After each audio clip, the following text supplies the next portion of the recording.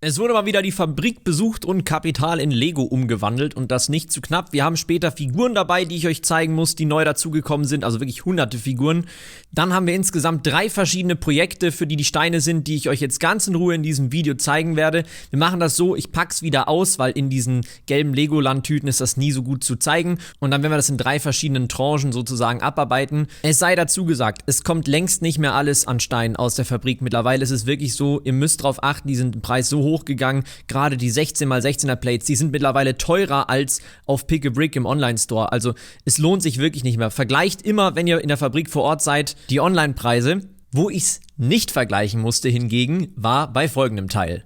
Das spart mir ungefähr, ich würde sagen 200 €, wenn ich das nicht auf Bricklink bestellen muss. Das ist ziemlich geil. Das sind natürlich diese genialen Rohrelemente, die wir im Moment fürs Industriegebiet die ganze Zeit verwenden. Dementsprechend ordentlich habe ich die auch abgepackt. Ich würde sagen, nachdem das jetzt hier aus der Fabrik schwierig zu zeigen ist, was eingekauft wurde, wechseln wir mal rüber ins Studio, beginnend mit diesen Rohrsteinen, die ich ausnahmsweise noch nicht ausgepackt habe. Wir haben es wirklich leer gemacht, dieses Fach von diesen großen Rohrteilen. Dann, ich habe es ja schon mal für Silos verwendet, das sind diese großen Technikfelgen in verschiedenen Größen. Dann haben wir ja auch aus dem Land jetzt in dem Fall hier diese ganzen verschiedenen Cut-Tiles. Was ich jetzt ergänzend auf Pick a Brick bestellt habe, sind diese relativ neuen, einmal links und einmal rechts gecutteten Tiles.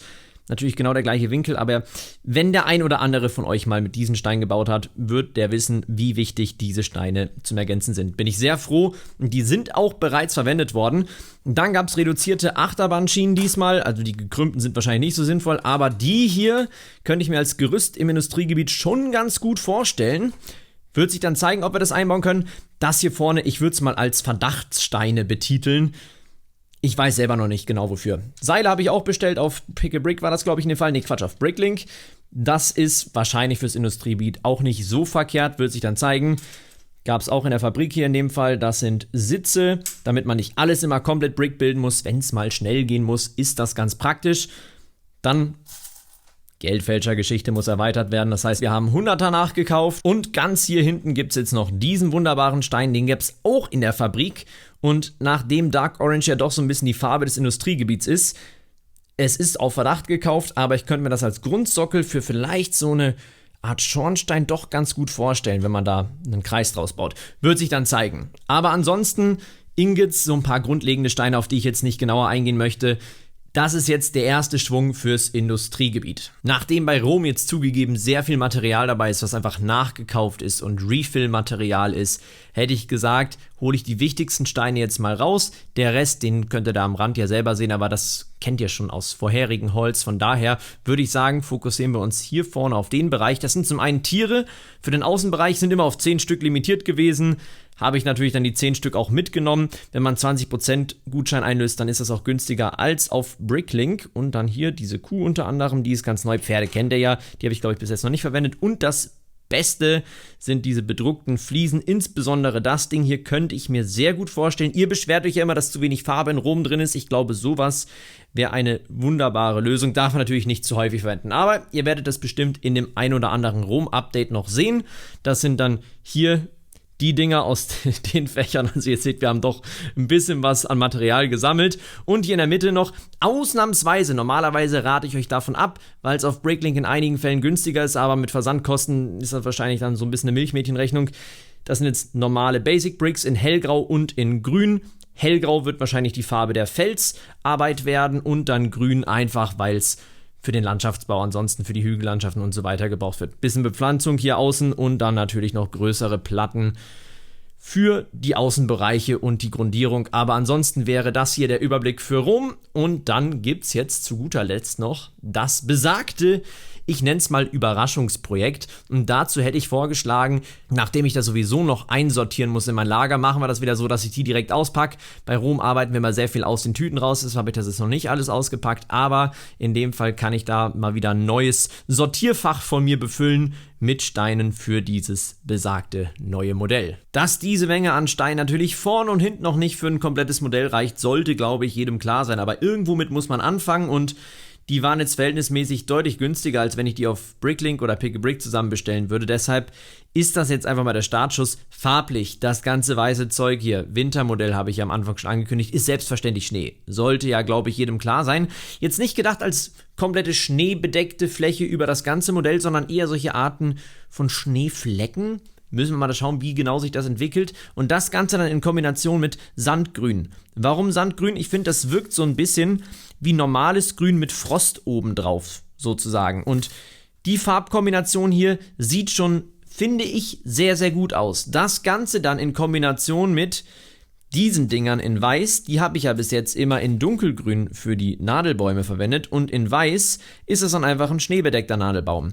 Wir haben vor Ort auch schon so ein bisschen die Farbkombination durchgetestet in der Fabrik, einfach weil das gut funktioniert hat, weil alle Farben gerade da waren und wir schon so ein bisschen ein Konzept uns überlegt hatten. Ich selber aber Sandgrün so gut wie gar nicht bis jetzt da habe und nur bei so ein paar Häusern verwendet habe. Thematisch wird das Ganze dann eingeordnet zu den Wikingern. Da gab es natürlich auch einige brauchbare Steine. Zum einen hier diese wunderbaren verzierten Tiles und dann diese Round Tiles. Das sind wahrscheinlich am ehesten solche Fassdeckel. Fässer gab es im Übrigen auch in der Fabrik. Super praktisch, weil das alles Geld spart, wenn ich das nicht auf Pick-a-Brick oder Bricklink bestellen muss.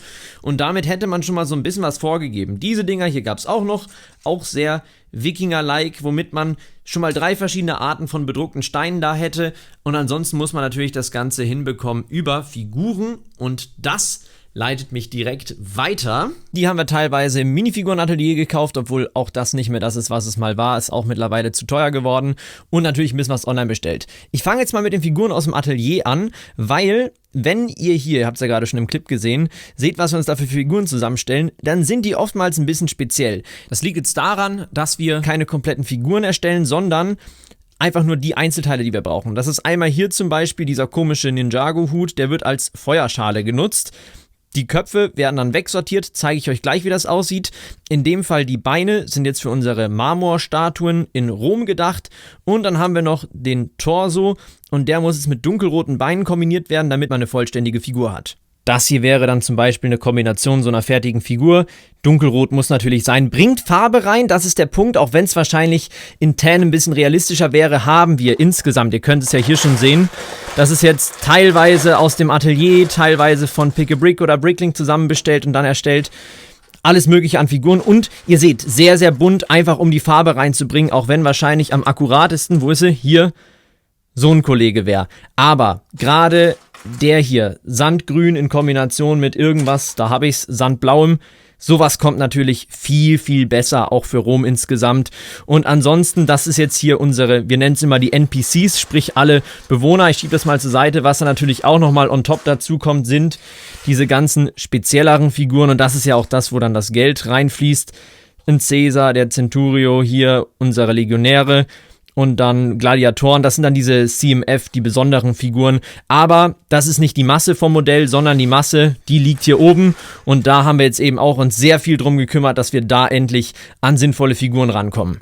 Dann hatte ich ja gerade eben schon angefangen, über das Wikinger-Projekt zu reden. Auch da sind natürlich Figuren extrem wichtig, damit man nachher auch Geschichten erzählen kann, erkennt, was das auch sein soll. Wir haben jetzt angefangen, ist noch nicht alles fertig, also zum Beispiel hier, die Kombination passt noch nicht, dann fehlt da beispielsweise irgendwie noch so ein bisschen eine Frisur drauf und vor allem, was wir wahrscheinlich machen, ist immer das Doppelgesicht wegradieren, je nachdem, welches Haarteil draufkommt, ist immer ein bisschen anstrengend, es gibt fast nur noch Doppelgesichter mittlerweile, aber das denke ich, hier zum Beispiel von der Frisur her, das sieht doch auch recht Wikinger-like aus. Also wir haben es schon mal so ein bisschen versucht durchzumischen und auch da gibt es natürlich wieder eine weitere Möglichkeit.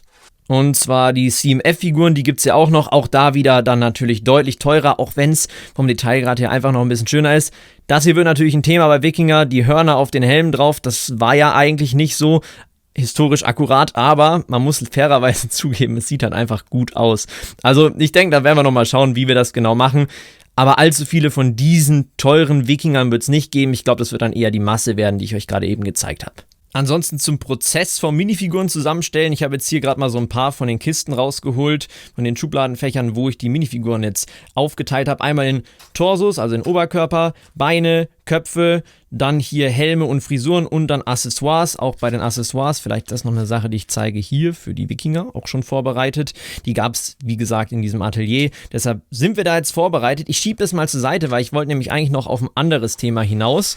Und zwar, das ist das, was ihr hier so ein bisschen sehen könnt. Hier seht ihr Torsos ohne Arme und dann Arme, die lose so rumliegen, teilweise mit Händen dran, ohne Hände, wie auch immer. Der Grund dafür ist hier. Ganz oft ist es so, dass die Torsos in Farbkombinationen kommen, die nicht so gut passen. Zum Beispiel hier diese Dark Orange Arme, die passen nicht so, wie wir die Rom-Figuren uns vorstellen. Das heißt, wir nehmen dann die Arme, tauschen die aus zu, zum Beispiel in dem Fall gelben Armen. Sandblau würde natürlich auch sehr gut passen. Ihr seht, das ist wie gesagt eigentlich der gleiche Oberkörper, nur dass wir die Arme ausgewechselt haben. Das sind Kleinigkeiten, die aber in der Masse der Figuren extrem wichtig am Ende sind. Und dadurch kommt das dann zustande, dass man hier eben einen Haufen Arme hat. Ganz oft ist es auch so, ihr könnt hier schon so ein paar Hautfarben der Hände sehen. Wir bauen ja nicht irgendwelche Star Wars Modelle, sondern bewegen uns immer mit diesen gelben Händen, in den gelben Minifiguren sozusagen. Und da ist es dann ganz oft so, dass wir die Hände auch nochmal austauschen. Also nicht nur die Arme, sondern auch die Hände werden ausgetauscht. Und ja, hier werden dann eben teilweise mal, in dem Fall war es wahrscheinlich ein Tan-Arm, hier werden das voraussichtlich gelbe Arme gewesen sein. Und da kommt das dann zustande, dass man eben hier solche Geschichten hat. Aber das ist ja das Schöne daran, dass das alles frei kombinierbar ist. Und so stellen wir uns dann eben nach und nach die ganzen Figuren zusammen. Ist natürlich extrem detailverliebt, aber es ist wichtiger, als man denkt. Und abschließend habe ich dann natürlich noch so ein paar Kisten zusammensortiert. In dem Fall, das hier wären jetzt so ein paar City-Figuren. Da die beiden Banker gefallen mir hier zum Beispiel ganz gut. Generell die schicker angezogenen Anzugsfiguren finde ich immer klasse. Das wäre jetzt für die Mafia-Geschichte wahrscheinlich perfekt. Sehen irgendwie so aus, als ob die da ganz gut untergebracht werden. Müssen wir mal schauen. Aber so ein bisschen einen Vorrat an Minifiguren habe ich natürlich immer da, auch für die Lego-Stadt. Ich hoffe, dieser kleine Einblick hinter die Kulissen hat euch zur Abwechslung mal wieder gefallen. Ich glaube auch, gerade die Rom-Figuren dürften ein Hinweis darauf sein, was Ende des Jahres hier hinten abgeht. Bei der Westernwelt, die wird ja dann voraussichtlich vorübergehend, es sei dazu gesagt, jedes Mal, wenn ich das sage, dass die abgebaut wird, kriegt jeder die Krise, wird ja vorübergehend abgebaut. Dann kommt da Rom hin. Ich bin ja sogar, aber das würde jetzt den Rahmen dieses Videos sprengen, ich bin ja sogar am Überlegen, das nur vorübergehend zu machen, damit wir dann, wenn das Industriegebiet in der Fläche nochmal verdoppelt ist, hier hinten mit verbunden werden kann, weil das war ja die Tendenz, die ihr alle gehabt habt. Industriegebiet sollte irgendwie in die Richtung der Stadt, wo auch bereits dieses Fabrikgebäude ist. Aber wie gesagt, das sprengt komplett den Rahmen von diesem Video. Ich würde sagen, ich verabschiede mich jetzt mal an der Stelle. Wir machen demnächst nochmal ein eigenes Video zu dieser ganzen Planung. Und dann sage ich vielen, vielen Dank fürs Zuschauen und bis zum nächsten Mal. Tschüss!